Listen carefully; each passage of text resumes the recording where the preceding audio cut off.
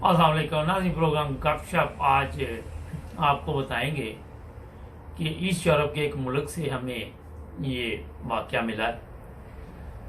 कहती हैं ये लड़की कि मैं पाकिस्तान से जर्मनी आना चाहती थी और मेरे जो बहन भाई थे वो जर्मनी और इंग्लैंड में थे। हुआ ये कि मैंने वहाँ किसी एजेंट से बात की तो उसका कहना यह था कि हम आपको वहाँ जर्मनी पहुँचा देंगे, कोई प्रॉब्लम नहीं है, और बड़े महफूज तरीके के साथ पहुँचाएंगे।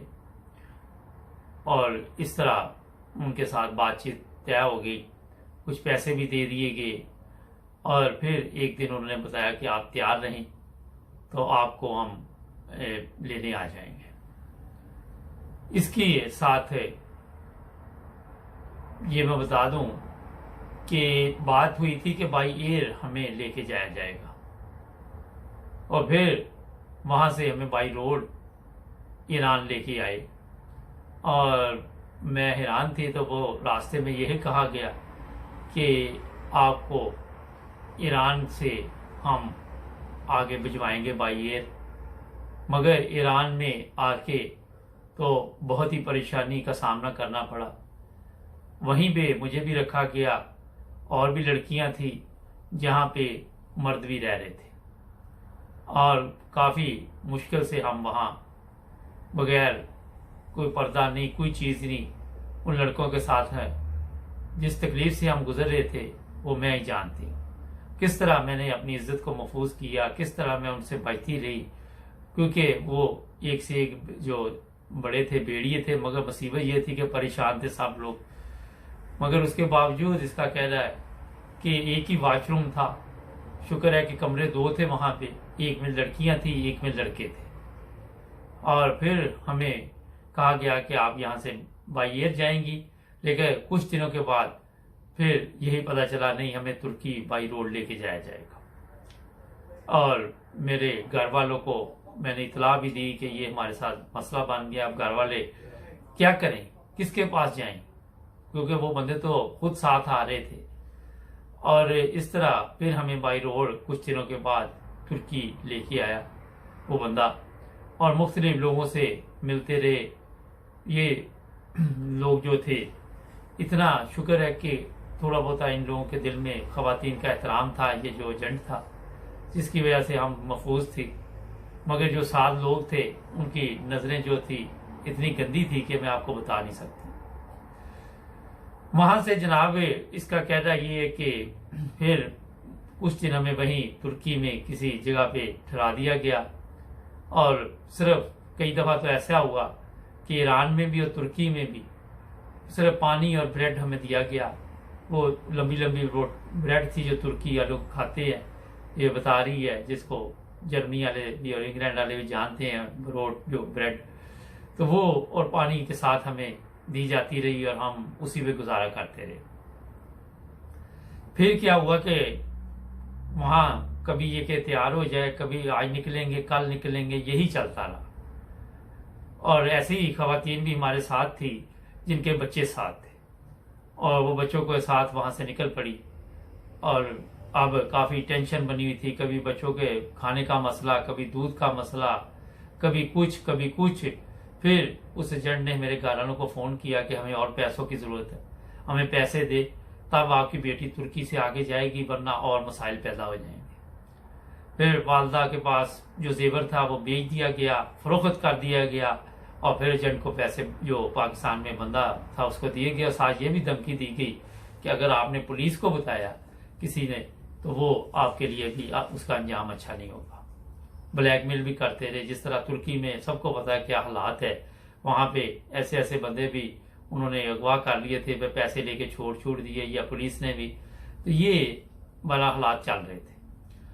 और फिर ये हुआ कि हमें वहाँ से कहा गया कि अब आपने फलां दिन जाना है, और पता नहीं कितना हमें पैदल वहाँ से लेके गए ये लोग। और बड़े ही खतरनाक रास्ते थे। रास्ते में हमने वो भी मंजर देखे जो बयान नहीं मैं कर सकता। ऐसे ऐसे मंजर थे रास्ते में कि लोगों की लाशें भी नजर आई हमें। मतलब उनकी किसी का बाजू, किसी का कुछ जानवर भी देखे जो परिंदे वगैरह उनको खा रहे थे। किसी को कोई दिलचस्पी नहीं थी कि कोई मर गया रास्ते में, कोई जिंदा आया, कोई क्या हुआ। बस चलते जाओ चलते जाओ चलते जाओ।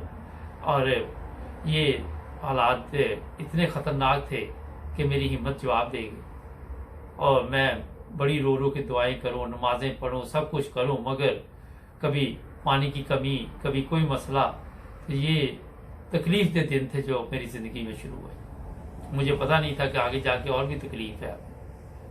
फिर वहाँ से ये लोग निकले हैं, तो ये बताती है कि वहाँ से हम फिर एक कश्ती में हमें बिठाया गया। प्लास्टिक की कश्ती थी जिसमें आपने देखा होगा कई लोग डूब जाते हैं, कई मर जाते हैं, कई कुछ हो जाता है।